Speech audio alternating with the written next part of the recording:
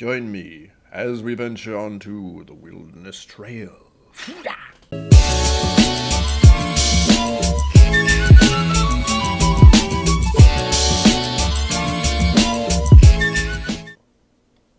Welcome to KIllco Whiskey Musings. Please remember to like and subscribe.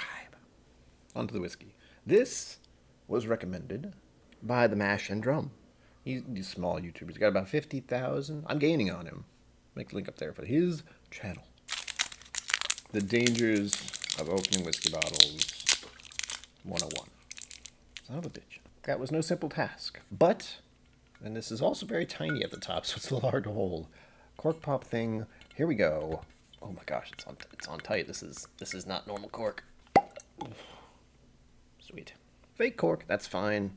I do find these a little hard to put back in, though. We'll see if that happens. Part about love and hate, where I have to pour in front of the camera. Huh.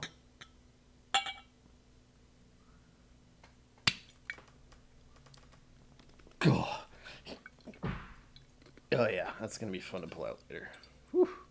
One of these days I'm going to be able to display what I'm drinking, but for the moment, it's there. Observe the color. I'm going to go right about in this general area. I can't read what it says, but maybe you, the viewer, can. I would say for this one, it's reminding me of, I guess, mahogany. It's a nice color. It's a little darker than amber, I would say. For the technical specs here, this is 53%, 106 proof. You can get super nerdy here. We got barrel, 16B21T. This is a heavy bottle, by the way. Huh. Trying to get all that sweet information. Non-chill filtered. Bottle 233 of 250. That's not a lot of bottles, I gotta say. Of course, now I'm thinking about is that they got 250 bottles out of one barrel. Oh gosh, if only. I'll have my own barrel someday. Begin nosing technique.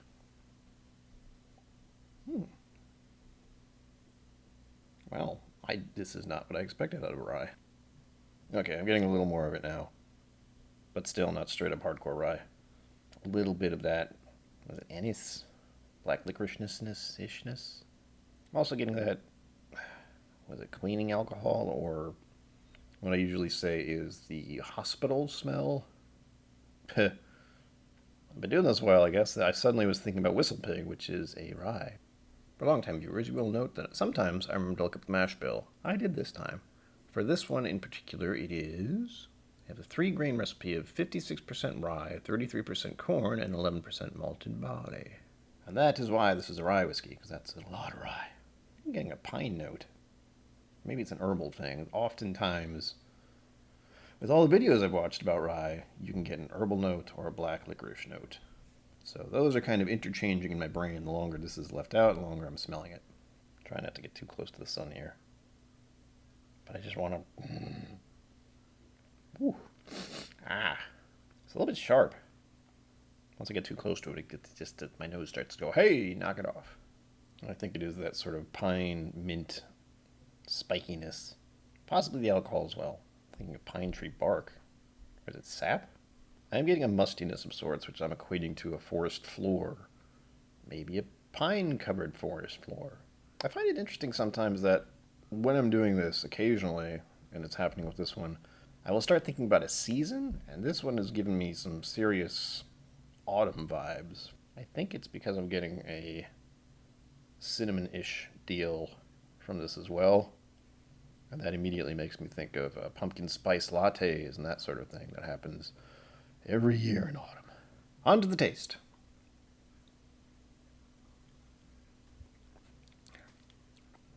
Ugh. First taste. Just enjoy the experience. That was nice. Actually, the proof, well, I can feel the proof here, but I didn't feel it when I took that initial sip. And now we hold it on the palate. I'm never going to get used to saying palate, but here we go.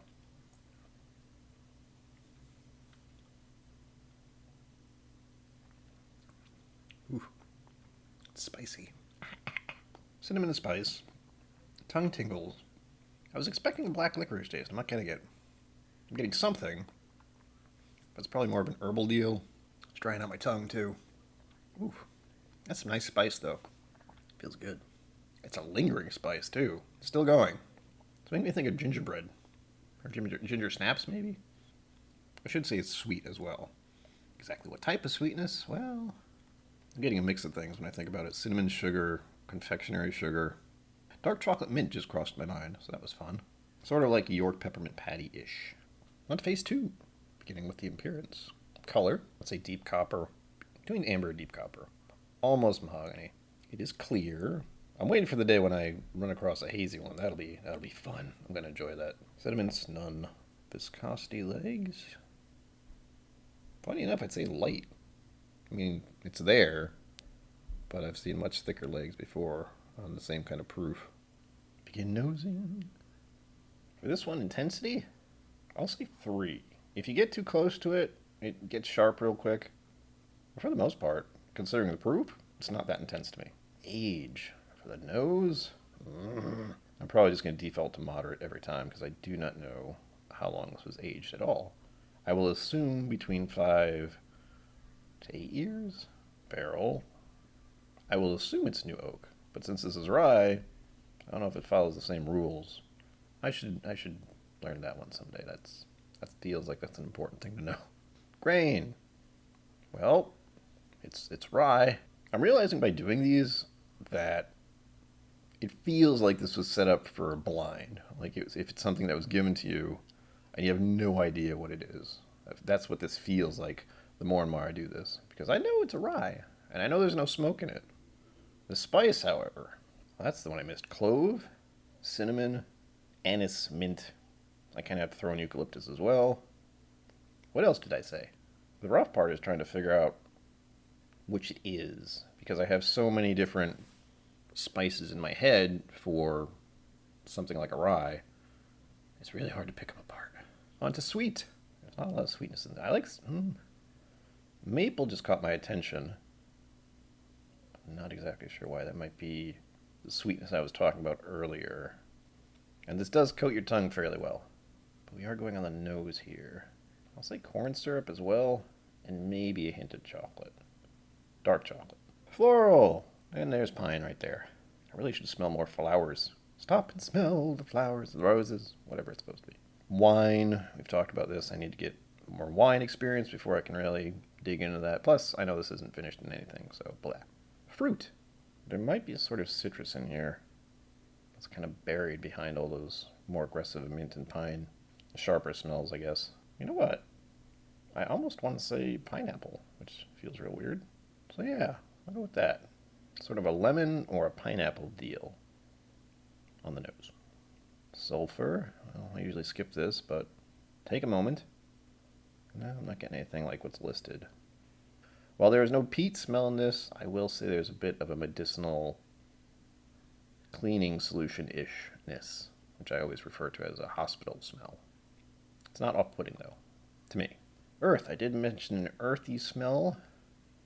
I believe I said a forest floor covered in pine needles. And a slight herbal note. Oop. I saw tea and something came to mind. Where'd it go? A mint tea. Huh. I don't remember the last time I had mint tea. Oh, and a peppermint tea as well. Yeah. Yeah. We finish the palate. Flavor is immediately sweet and gets a little bit bitter. Only a hint of it. Only a hint of bitterness. Proof, well, again, this is something that indicates this is for blinds. But I'll say 3 because 3 for me is around 50%. God, body and texture every freaking time.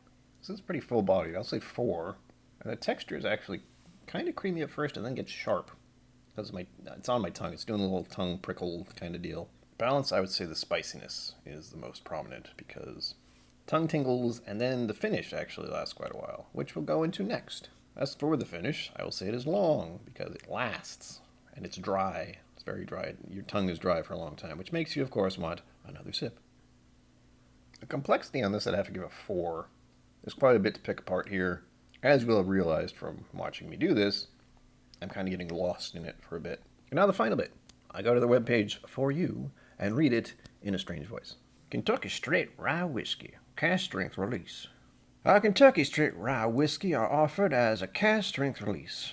Once our traditional sweet mash process is distilled in our column stills, we enter the barrels at the lowest entry proof we know of in Kentucky. We barrel at 100 proof and 105 proof to highlight the balance of the distillery and alternate stability expressions we get from the barrels at our lower proof.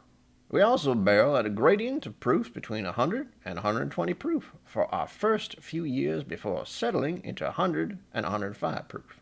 This is the reason you will find releases of our cask strength rye varying in proof. And this is where I found out about the mash bill. Our 3-grain recipe is 56% rye, 33% corn, and 11% malted barley.